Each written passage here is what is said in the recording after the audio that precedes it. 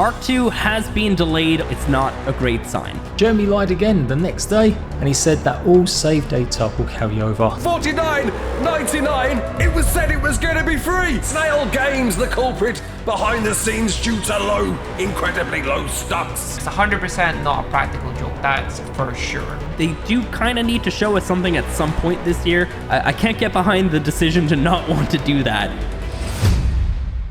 Back in December, I created 2 videos which explained some controversy surrounding ARK, NFTs, cryptocurrency, and namely all of this having to do with the company that is both the owner and publisher of ARK. They own Studio Wildcard. Said company is called Snail Games. But why does this matter now? Well, as many of you may know by now, the ARK franchise roadmap was just released on March 31st, and it outlined many key details for the future. ARK Survival Ascended, the Unreal Engine 5 remaster, said to be an entirely new product, and not just a free update, which contradicts Studio Wildcard co-founder Jeremy Stieglitz's previous 2 tweets, has some eyebrows being raised. Now, back when I reported on Snail Games' interest in NFTs and crypto and stuff, I didn't really know what it was all going to mean or lead up to, but now we do. Back in December, they sent a representative named Matt Harper onto a stream to talk about their upcoming ARK Metaverse, which they said they'd reveal in Q1 2023.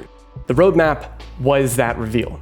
In that stream, Harper mentioned how they were creating a new platform for people to create and monetize content. Snail Games owner Shihai also mentioned this earlier in the year, but it wasn't as clear then that he was specifically talking about mods. ARK Survival Ascended, that remaster I mentioned, it's a complete revamp of ARK Survival Evolved. The OG Survival Evolved game is being sunset, or in other words, killed off, so that players have to move on to ARK Survival Ascended to keep up to date with the latest content, including a new story map they're releasing, and in the process of moving to ARK Survival Ascended, players will have to buy the game and its expansions all over again. But what's most interesting to me about all of this is the part where they talk about mods. See, mods for the UE5 remaster will be easier to create and also will be able to optionally add price points, becoming so-called premium mods. 50% of the revenue goes to the mod creator, and the other 50% is distributed to either Overwolf, the overarching cross-platform mod management system, or some combination of Overwolf and Studio Wildcard, but by extension,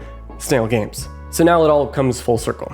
This is the ARK Metaverse that Snail Games have been talking about for a while now. It just went under the hood because everyone was freaking out about the idea of NFTs. So what does this mean for the future of ARK? Well, it's important that all of us look at this at face value. We need to be disengaged. There is outrage around this topic, and on the other hand, there's a lot of support. Wildcard has made no official statements since the roadmap released as of this video, but like some people have suggested, showing actual gameplay of ARK Survival Ascended could have at least prevented confusion en masse. What I care about is if this is really going to destroy the game like so many people are saying. Snail Games stock prices have been plummeting for a while now since they went public in November, and so if we take into account the fact that this new plan directly contradicts what Jeremy said months prior about the upgrade, it is clear that Snail Games is driving this new premium mod economy planned for Survival Ascended. Sure, this modding economy might fail if it's managed poorly, but let's use an analogy to maybe predict what is actually going to happen. Look at a game like Roblox, for example, which has a disgustingly thriving and profitable economy built off the work of people who don't even work for the company that owns Roblox. The system is almost guaranteed to succeed. I've seen people talking on Twitter about how they're leaving ARK and they're uninstalling it, and I feel your pain. Back when Extinction released, I beat the expansion and saw the ending cutscene and said, I can finally be free from this roller coaster of emotions, right? And then Genesis was announced. Ultimately, Snail Games makes the decisions. And sure, Studio Wildcard can compromise, but Snail owns all of it. And they make millions in revenue every year because of that fact. Their reputation might make them unappealing to potential stockholders, but does that really matter when so many of us will continue to buy into ARK, create excitement for the game, and forget about every single false promise or contradiction that's made a few weeks later?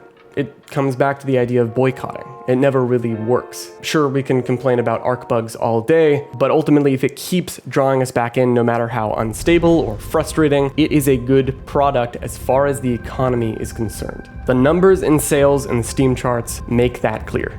So, welcome to the ARK Metaverse, where money is what matters. Will this have been a terrible decision? Will it have been a great one? Let me know in the comments, and I hope you learned something from this video. I'll talk to you next time.